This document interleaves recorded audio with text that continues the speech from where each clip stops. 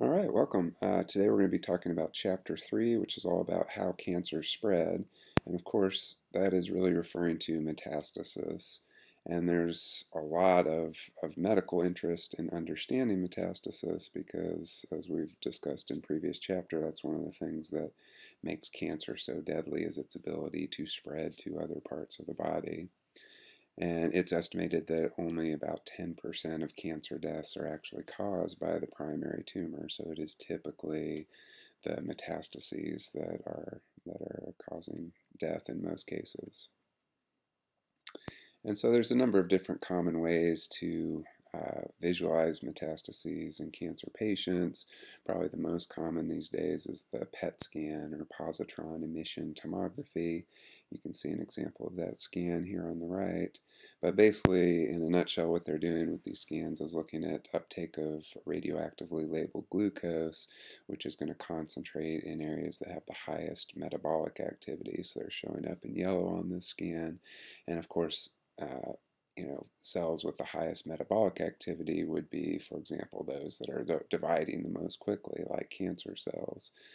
Um, so we see sort of a worst case scenario for a scan here in this picture, right, where we've got tumors in the lung, in the liver, in the bone. So it's metastasized pretty widely.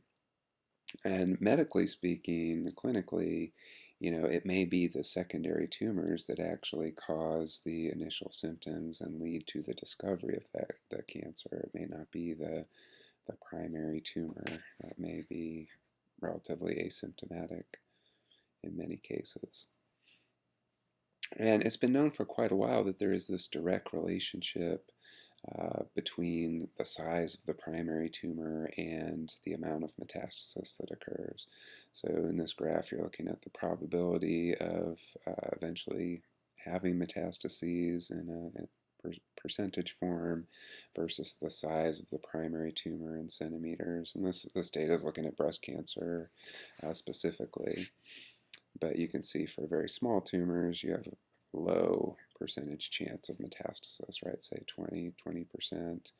And as the tumor size grows, that percentage, rapidly and pretty linearly increases. So by the time you're up to a 8 to 10 centimeter tumor, you have a very high percentage chance of metastasis. So this also speaks towards the desire to try to detect cancer early, right? So if you're catching cancer early, you're getting it while the tumor size is small, and it's less likely to have spread. So in today's lecture, I want to go through 4 stages of metastasis, and I'm going to have this split into at least 2 parts. In this first part, I'm going to focus on this process of angiogenesis, which I know I've already briefly introduced in a previous chapter. And then we'll talk about how cancer cells actually invade surrounding tissues and move into the bloodstream. We'll talk about kind of briefly their transportation through the bloodstream to other parts of the body. And then we'll talk about how they get out of the bloodstream and establish new secondary tumors. So as I said, let's focus on angiogenesis here. And just keep in mind that tumors are rapidly dividing cells, and so they have heightened requirements for oxygen and for their ability to get rid of waste, more so even than normal cells. And of course, that is one of the main roles of the circulatory system, is providing oxygen and nutrients to cells and allowing them to get rid of waste. So this whole idea with angiogenesis is that tumors can actually induce the production of new blood vessels. They can actually recruit their own blood supply to facilitate these processes and allow for their more rapid growth. So angiogenesis is distinguished from the process of vasculogenesis. Vasculogenesis is the production of new vessels from undifferentiated stem cells, um, typically happening during embryonic development, right? So we're taking these stem cells, they're differentiating into endothelial cells and organizing themselves into these vessels. Whereas angiogenesis is the production of new vessels from existing vessels. So basically adding new side branches essentially onto these existing vessels. And we've known for quite a while that angiogenesis seems to be important, although initially it was quite a mystery. And I'm going to actually have you watch a video, or I'm planning to have you watch a video discussing some angiogenesis research, and that delves a little bit deeper into kind of the history of this story. But surgeons had known for quite a long time that tumors had lots of associated vessels. When they would go in to remove tumors, they would see all these vessels feeding into the tumor site. Although the importance of that was not clear, so some thought it was just due to increased metabolic activity. Some thought it might be an immune response, so the body trying to deliver immune cells to help fight off the tumor. And it wasn't really until the early 1970s that this surgeon and researcher, Judah Folkman, who is kind of the center of this movie that I want to have you watch, his research really provided some of the first evidence showing that these vessels were actually important for helping sustain and feed tumor growth. And so initially, his first experiments, he was working with the military, trying to see if sort of freeze-dried and reconstituted human blood would be suitable for use on like submarines or naval vessels that were going to be out at sea for a long time. And so he had set up this kind of contraption where he had a rabbit thyroid gland that was basically being fed by that reconstituted blood to see if it could support a healthy organ. And in fact it could. The organ seemed to do just fine being fed with the reconstituted blood. But he then wanted to look and see could the reconstituted blood actually allow for the growth of new cells? And so he tried injecting some fast-growing cells, some cancer cells. And what he saw every time he did this is, yeah, those cancer cells, after injected, they would start dividing, but they would stop after you had a very, very small tumor, so just 1 to 2 millimeters in diameter. And that tumor would never grow beyond that. And he thought that was odd because he knew if he injected those same tumor cells into a living rabbit, he would get very large tumors and metastatic tumors. So there was something unusual going on there, something lacking that was preventing these cancer cells from sort of reaching their true potential, so to speak. And so he was very intrigued by that, and he did some additional experiments where he was placing cancer cells into rabbit eyes. And what he would notice, if he put the tumor cells, the cancer cells, into the anterior chamber out here, where there are no vessels, the tumor would stay very, very small, whereas if he implanted it down here in the iris where there are blood vessels, the tumor would grow very rapidly.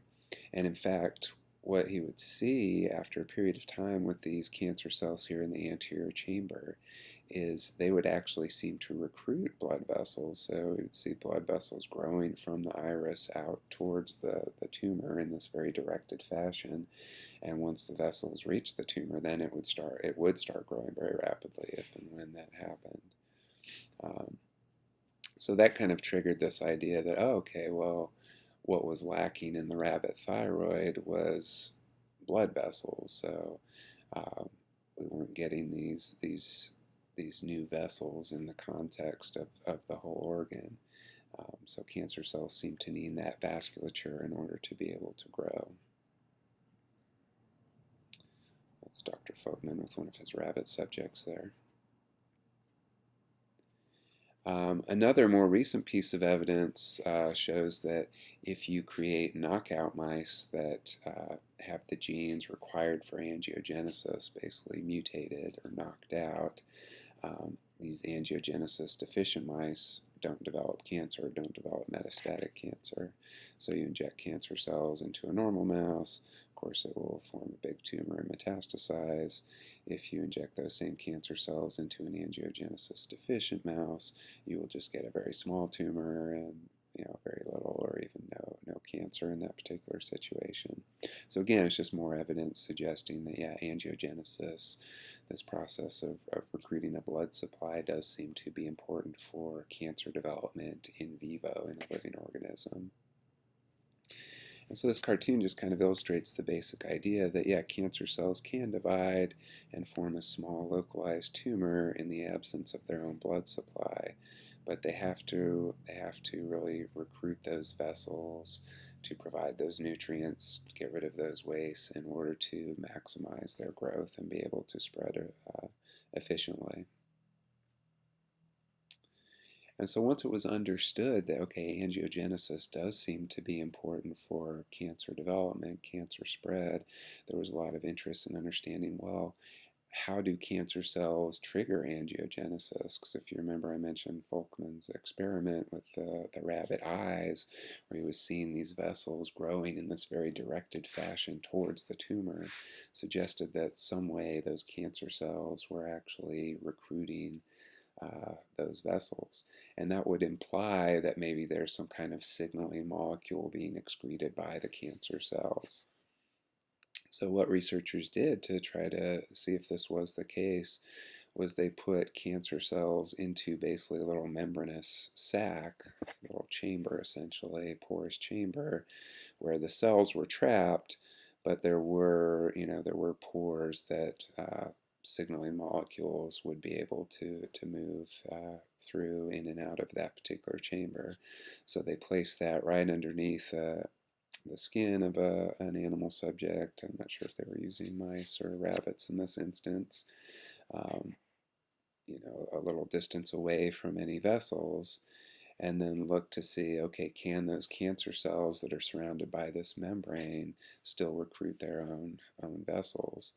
Um, and in fact, they found yes, they could, right? The vessels would grow right towards that chamber, again, suggesting that those cancer cells are actually excreting some signaling molecule that can then diffuse out of the chamber and draw the attention and growth of those vessels.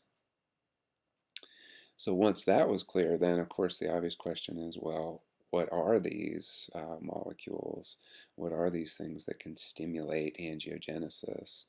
And so you'll see in the video, after many, many years of research, they were able to identify some of these molecules, and there's now a growing list.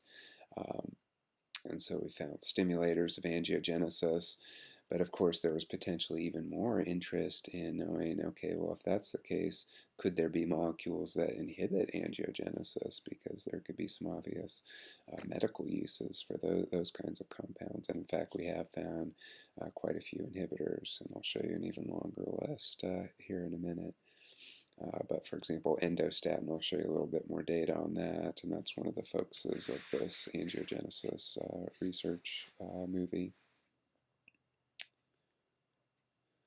So if we think of the stimulators first, as I said, there's quite a long list, but this like fibroblast growth factor or vascular endothelial growth factor, FGF, VEGF, are commonly studied examples that have been shown to be secreted by many cancer cells.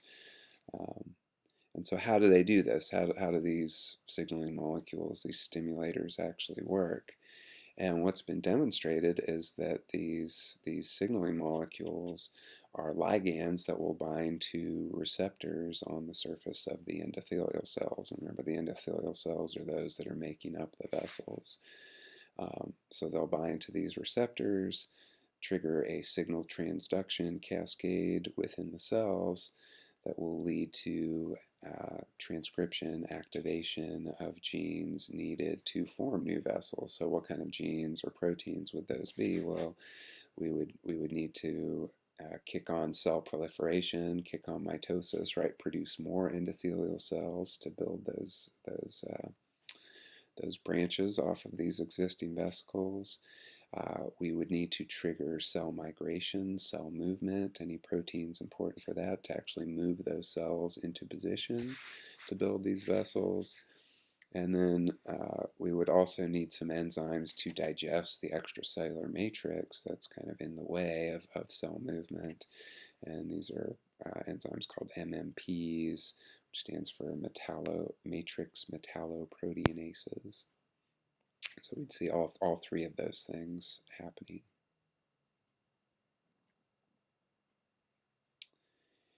And if we think about these stimulators being produced by cancer cells, it has also been shown that tumors, cancer cells, can also produce inhibitors of angiogenesis. And we'll talk about why that would be in a minute. But the bottom line is there's really this balance between stimulators of angiogenesis and inhibitors that these tumors are walking. So if the amount of stimulator outweighs the amount of inhibitor, then you likely are going to recruit vessels and get rapid tumor growth. And so, as I mentioned, there's been a lot of interest medically in angiogenesis inhibitors because they can and are being used to treat cancer.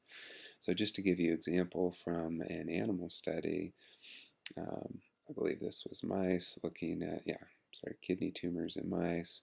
So they're comparing the tumor volume in millimeters over time, so days after treatment. The arrow here is representing the treatment with a specific inhibitor, endostatin in this case, angiogenesis inhibitor.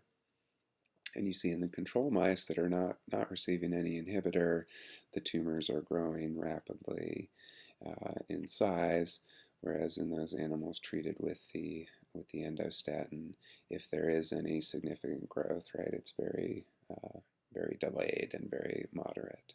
So they do seem to be effective in terms of reducing tumor growth. So there is a lot of interest in these. And I just mentioned it's been shown that tumors can actually produce angiogenesis inhibitors. You might think, well, that seems counterintuitive. If the goal of the tumor and the cancer cells is to grow, why wouldn't they just produce the stimulators?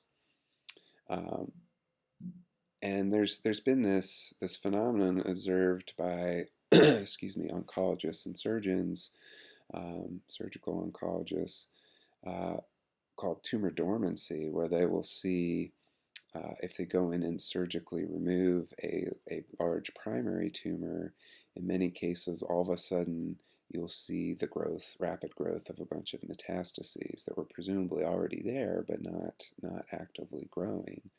Um, and they think this may be tied in with this idea that the primary tumors are actually producing um, things like angiostatin, an inhibitor. They produce a small amount that molecule is very stable and can circulate in the bloodstream and can move out to some of these distant metastases and actually inhibit their growth. Um, and you might think, well, then if the primary tumor is making this inhibitor, isn't that going to inhibit its own growth? But no, the primary tumor is producing a large amount of a angiogenesis stimulator like VEGF that will stimulate angiogenesis and its own growth. But that VEGF is not very stable, so it can't diffuse, can't travel through the bloodstream to reach those metastases.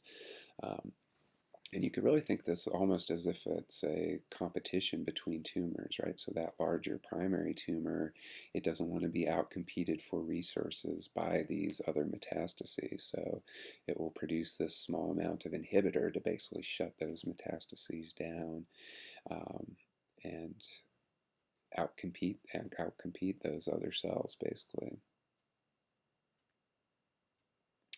All right, so just to end this discussion of angiogenesis, I mentioned, this medical interest in inhibitors, and there are quite a lot that are being used now to treat cancer. So, you don't have to memorize this list, but I just wanted to illustrate, right? We've got 13 listed here, and some of these seem to be better for different types of cancer for whatever reason, or maybe they've only just been tested on those specific types of cancer.